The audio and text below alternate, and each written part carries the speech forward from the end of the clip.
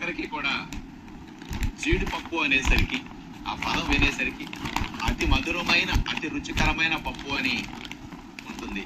అసలు జీడిపప్పుని ఇష్టపడిన వారంటే ఎవరన్నా ఉంటారు అసలు? కానీ ఆ జీడిపప్పు తినాలి అంటే చాలా మందికి భయం. ఎందుకు అంటే అందులో కొలెస్ట్రాల్ ఉంటుంది, గుండె జబ్బులు వస్తాయి, చాలా ప్రమాదాలు జరుగుతాయి దానివల్లని ఉంటుంది.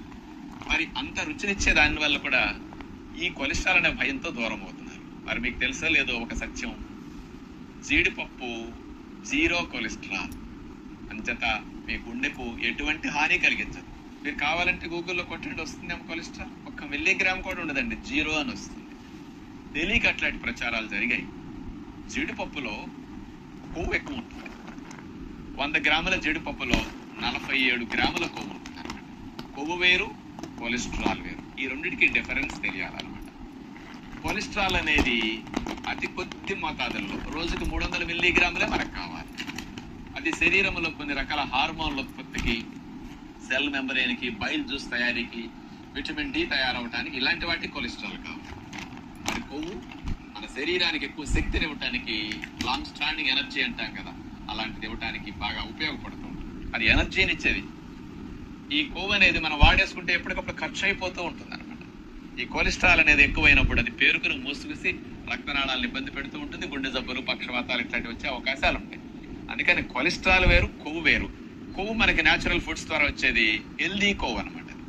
అందుకని జీడిపప్పులో ఉన్న కొవ్వు ఆరోగ్యకరమైన కొవ్వే, కానీ కొలెస్ట్రాల్ లేదు.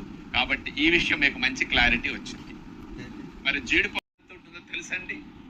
కొవ్వు 47 గ్రాములు అన్నాం. 1 గ్రాము కొవ్వు 9 క్యాలరీల శక్తిని ఇస్తుంది అనమాట. అందులో కార్బోహైడ్రేట్స్ ఎక్కువ ఉండవండి. ఈ మధ్య మన అందరం ఎక్కువ కార్బోహైడ్రేట్స్ తిని వెయిట్ పెరగటం, షుగర్ పెంచుకోవటం, ఇట్లాంటివన్నీ చేస్తున్నాం. అందుకని లో కార్బోహైడ్రేట్ డైట్స్ మంచిదని అందరికీ తెలిసింది. జీడిపప్పులో 1.3 గ్రామ్ మాత్రమే కార్బోహైడ్రేట్స్ ఉంటాయి. అతి తక్కువ కార్బోహైడ్రేట్స్ ఉన్నాయి. అసలు లేనట్లు లెక్కేయకంతంటే ఫ్యాట్ 47 గ్రాములు. ప్రోటీన్ ఎంత ఉంటుందో తెలుసండి? అందరికీ ప్రోటీన్ కావాలని కోరుకుంటుంది కదా బాగా. మరి అలాంటి జీడిపప్పు బలానికి పెట్టింది పేరు.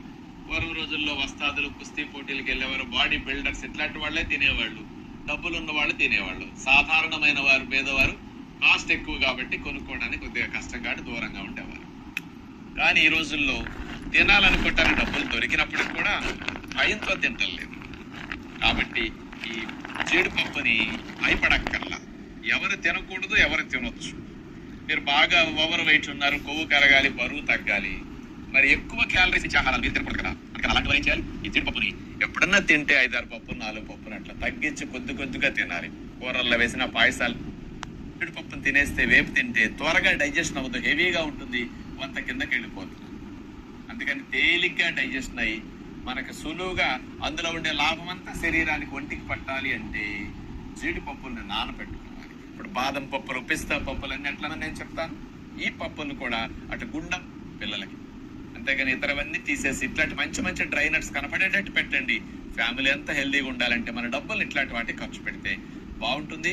జీడిపప్పును చక్కగా ఎంజాయ్ చేయండి అని అందరికీ విజ్ఞప్తి చేస్తూ